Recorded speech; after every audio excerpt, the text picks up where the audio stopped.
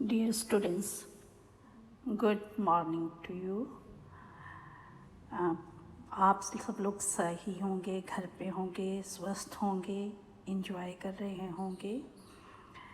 ये मेरी खुद की अवधारणाएं हैं, लेकिन साथ ही साथ मुझे पता है कोरोना वायरस के चलते हमें सोशल डिस्टेंसिंग का पालन करते हुए घरों में बैठना पड़ रहा है, जिसके कारण कई बार मैं महसूस करती हूँ कि बच्चे अपना यूटिलाइजेशन ऑफ टाइम के बारे में नहीं सोचते। तो आपको ये बताऊँ कि समय जो है बहुत महत्वपूर्ण है। समय के बारे में अगर सोचा जाए तो एक पल गया कभी वापस नहीं आता, और उस पल को लाने के लिए आप शिद्दत से लग भी जाएंगे तो वो पल कभी भी वापस आने वाला नहीं है। और उसका परिणाम क्या होता है कि हम सफलता से दूर होते चले जाते हैं, और अल्टीमेटली हर व्यक्ति का दायित्व ये होता है कि वो जो भी कार्य करे उसमें सफल हो। स्वामी विवेकानंद जी ने समय के सदुपयोग की बात करते हुए कहा है कि अपना शिद्दत से जो भी कार्य करो शिद्दत से करो, 100% अपना दो। एक ही चीज़ पर ये नहीं है कि आपका दिमाग 4 जगह पर घूम रहा है और आप एक कार्य कर रहे हो। आप एक कार्य कर रहे हो लेकिन आपका दिमाग 4 तरफ नहीं घूमना चाहिए, क्योंकि ये जो ब्रेन है ये कई बारी आपका मास्टर बन जाता है। लेकिन आपको तरीका आना चाहिए कि आप ब्रेन के मास्टर कैसे बनें, और उसके लिए ज़रूरी है कि एक नियत तरीके से काम किया जाए। घड़ी की सुइयों में चलते रहना है और आपने उसको पकड़ना है, आपने उस समय को समझना है कि एक पल गया तो एक इम्पॉर्टेंट जॉब आपकी चली गई। अगर आपने सफल बनना है, स्टूडेंट हैं और सफलता आपका उद्देश्य होना चाहिए, क्योंकि रिज़ल्ट स्कोर पे टिका होता है आपका सारा ज़िंदगी का दारोमदार। तो इस समय सफलता के साथ साथ मानसिक संतुलन भी ज़रूरी है, क्योंकि लॉकडाउन के चलते बहुत सारी एक्टिविटीज़ हमारी बंद हो चुकी हैं और हम घरों के अंदर कैद होकर के रह चुके हैं।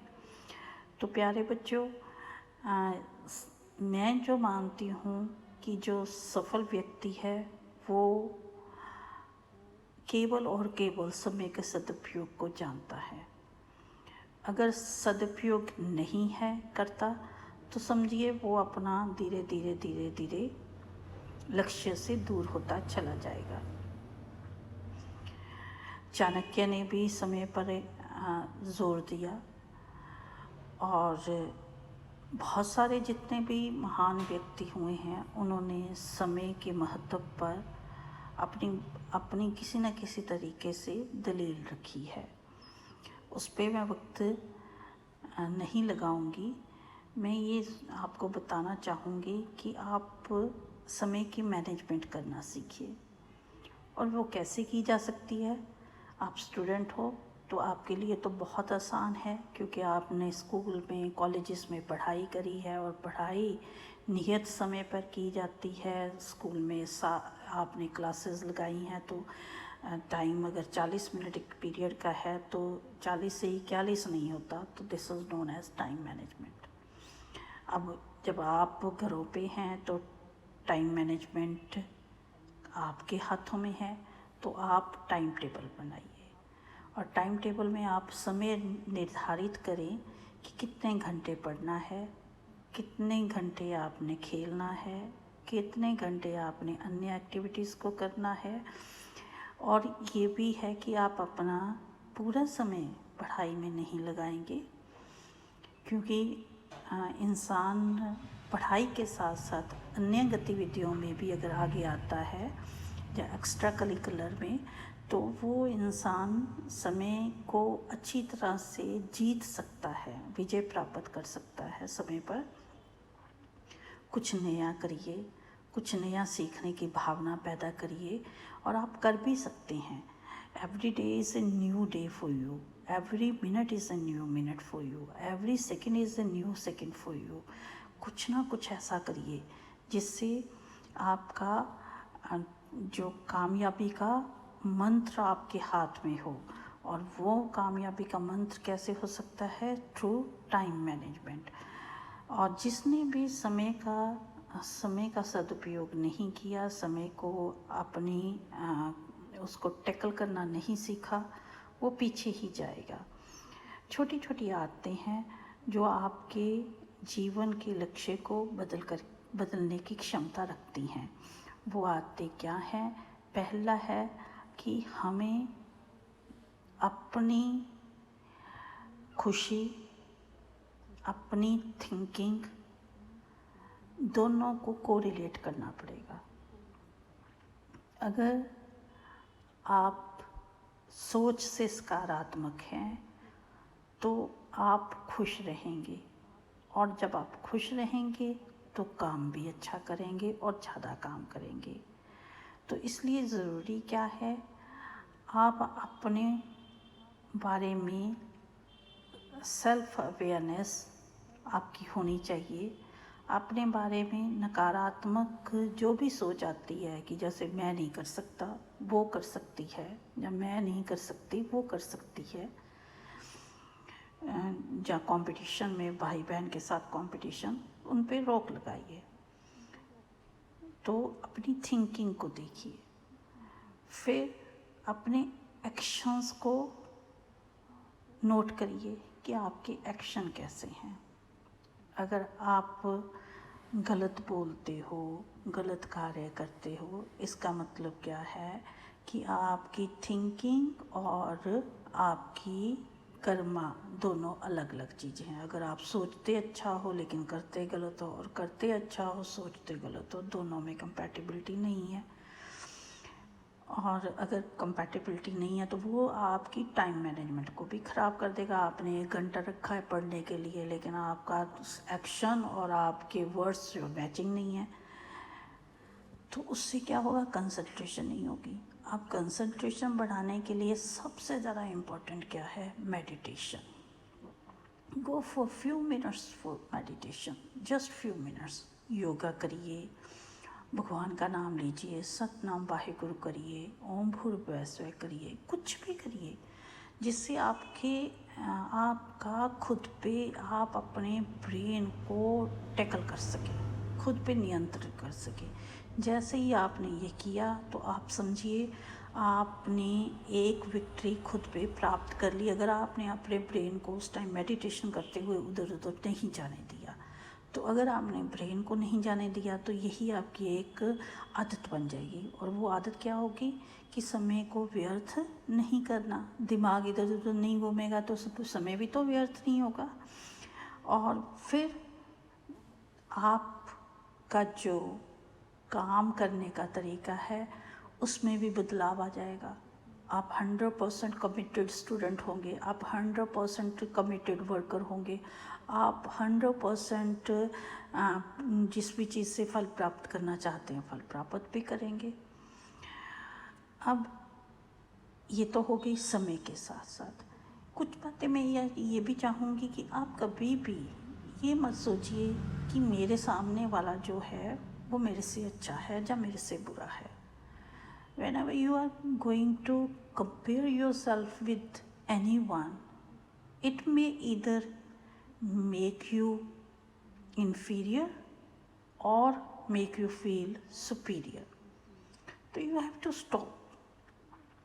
You have to stop from this feeling only. और अगर ये फीलिंग्स पे भी आप विक्ट्री करके और तुलना करनी अपनी बंद कर दी, तो वो समय हमारा फोकस करके किस तरफ लगेगा? अपने उसी तरफ जिस मकसद को हमने सोचा हुआ है कि ये हमारा लक्ष्य है। तो छोटी छोटी बातें जिन पे हमें ध्यान देना पड़ेगा। कुछ नया ट्राई करिए, कुछ ऐसा डिफरेंट हो। ये नहीं है कि कल किया रूटीन वही चली जा रही है, ऐसा नहीं। Something new, you should learn new language. आप सीख सकते हो। अच्छा, कईयों को बोलना नहीं आता। मैंने बच्चों को देखा है कि स्टेज पे चढ़ने पर झिझक करते हैं कि जाएं कि ना जाएं। तो मैं आप लोगों को कहूँगी कि आप आजकल फ्री हैं तो बड़े आराम से क्या कर सकते हो, शीशे के सामने खड़े होइए और अपनी बोलना शुरू कर दीजिए। वहाँ पे कमियाँ नोट करनी शुरू करिए कि क्या करते हैं क्या नहीं, कहाँ पे मेरी गड़बड़ है बोलते हुए, चेंज करिए, सिंपल। और आप बड़े आराम से कर जाओगे और एक अच्छे वक्ता के रूप में भी बाहर आ सकते हो। और कई बच्चों को इंग्लिश बोलने में दिक्कत आती है, तो आपके पास सब कुछ तो है। और घर पे छोटे छोटे सेंटेंस बोलिए, छोटे छोटे। और एक डायरी लगा लीजिए, चाहे कापी लगा लीजिए, पेन उठा लीजिए, वहाँ पे शब्द लिखने शुरू कर दीजिए। एक शब्द के एक वर्ड ले लीजिए, उस वर्ड के 5-7 सेंटेंसेस दिन भर में यूज़ करिए। क्या होगा जी, इंग्लिश आ गई, इंग्लिश बोलने लग गए छोटे छोटे सेंटेंसेस से। इसी तरह से पेंटिंग आपने कभी नहीं की होगी, हो सकता है आपने हाथ भी ना लगाया हो, फिर भी कोशिश करते हैं, पेन उठाते हैं, ब्रश उठाते हैं, कुछ ना कुछ नया कर सकते हैं, करना चाहिए। We can do anything, any person can do anything, rather I will say. So this is utilization of time, the time which was only free for you, और उस समय को आपने क्या किया, प्रोडक्टिव बना दिया। प्रोडक्टिव कैसे, कुछ क्रिएटिव करके। और क्रिएटिविटी जो है वो कंसंट्रेशन को बढ़ाती है। कोई भी आप चीज़ बनाओगे किसी भी तरह की, मैं ये नहीं कहती कि एक तरह की, an number of things are there. आप अपने आसपास देखिए कितना कुछ तो है, उसको संजो करके उसी में से कुछ ना कुछ नया निकालने और नया करने की कोशिश कीजिए। और जैसे ही आप नया करोगे तो आपके लिए समय बलवान होता जाएगा, आप समय की वैल्यू को समझते चले जाओगे और एक के बाद एक नया और अच्छा कुछ ना कुछ करते चले जाओगे। और जो इस समय का मोनोटनस टाइम है जो आपके ऊपर हावी हो रहा है या किसी तरह के आपके लिए प्रॉब्लम क्रिएट करता है, तो वो भी प्रॉब्लम क्रिएट नहीं करेगा। एक और बात मैं आपको कहना चाहूँगी, अपने माता पिता को, अपने भाई बहन को, सबको आदर सत्कार देना शुरू करो। कोई भी गलत शब्द अपशब्द आपके मुंह से नहीं निकलना चाहिए और घर का माहौल बहुत अच्छा होना चाहिए। इन्हीं शब्दों के साथ मैं अपनी वाणी को विराम देती हूँ। लेकिन कभी भी आपको लगे कोई भी प्रश्न इन बातों से उठते हो और आपको लगता है कि इन प्रश्नों का समाधान होना चाहिए, तो इसी व्हाट्सएप ग्रुप पे आप अपने प्रश्न लिख कर के भेज दीजिए और मैं आपके प्रश्नों का उत्तर भी दूंगी। और नेक्स्ट ऑडियो विद इन 1 और 2 डेज़ आपको भेजी जाएगी। आपने सुनना ज़रूर है और अमल भी करना है, सिर्फ सुनना नहीं है। अगर आप सुन कर के अमल करते हो तो ही मेरा ये समय आपके लिए देने का कोई फ़ायदा होगा, नहीं तो ये आपने कचरे के ढेर में डाल दिया, समझे। So good luck to you, thank you so much बेटा।